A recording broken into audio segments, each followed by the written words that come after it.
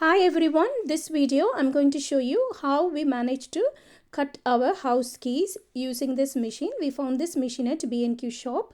This machine will cut the keys in 3 minutes time. Easy step to follow. And the payment methods, card or you can pay by cash. £5 or £10 notes are accepted and you won't be able to get any changes. So at the beginning, this machine will ask you what sort of keys. Is it a front door or a back door or a garage key? According to the size of the keys, the price can be vary.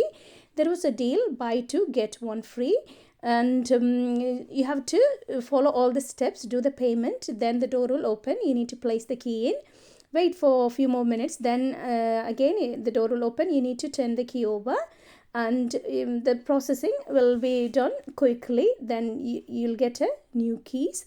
Sometimes the machine can tell you, it will show you the message, unable to cut your keys.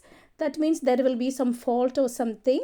You would have done the payment and everything, and the message will come up with a number.